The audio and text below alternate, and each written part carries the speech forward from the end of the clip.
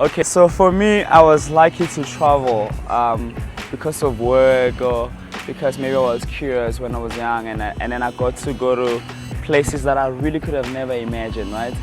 And when I was there, my experience there was mind-blowing, and I fell in love with like the reality of being removed from your environment and experiencing something else. It was totally surreal for me. So because of that experience, because I experienced it for myself, like I was like, I want more of this, and I want more of this, I want more of this.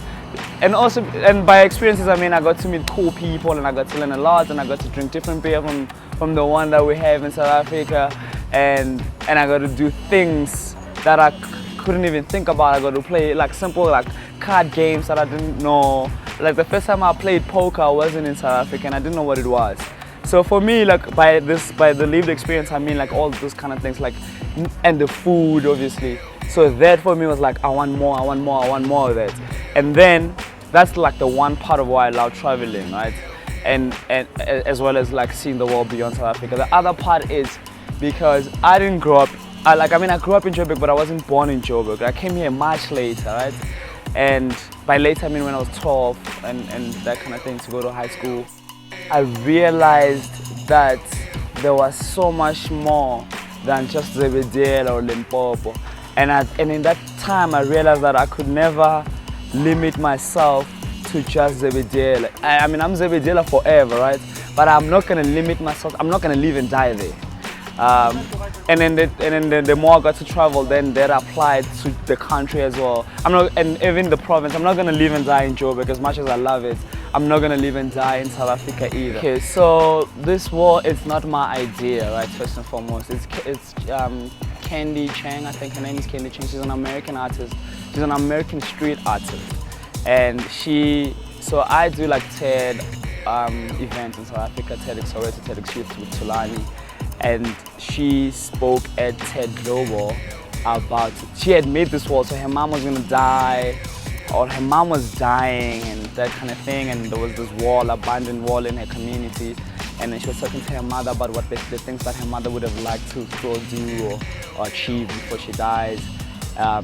But unfortunately she died, and that experience like moved her so much that she felt like, I'm sure there's a lot of people in the world that would like to do things and achieve things, but sometimes they procrastinate, and sometimes they never get to it because of this or that reason.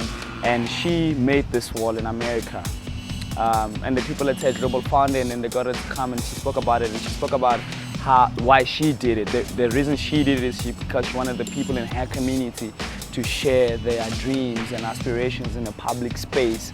And she was hoping that because she wrote it in front of everybody, maybe that will give you the drive to want to do it. And that's how I found out about it, and I thought it was an amazing idea, and I felt the same way. Like by the same way, I mean, I felt that it was important that we encourage our communities and our people to dream big, and to go out and chase those dreams and smash them, you know? And so for me, the reason why I did this wall was because I wanted to create like an art project that I could be proud of first and foremost, but also I wanted to create something that would be meaningful. It wouldn't be just like, and also because I don't have the skill. I'm not a street artist, I'm not a graffiti artist, so this was a lot easier to do because it's just stencils and blackboard paint and white spray, and it was a lot easier to do. This is my one wish for the world and my prayer for the world. I wish that we could love each other a lot more, and that we could treat each other better, and that we could connect on a deeper level and be like a family, like a global family. I wish that could happen. I wish that one day we could live in a world where there is no poverty or racism or sexism. I wish that one day we could live in a perfect world. Yeah, that's all.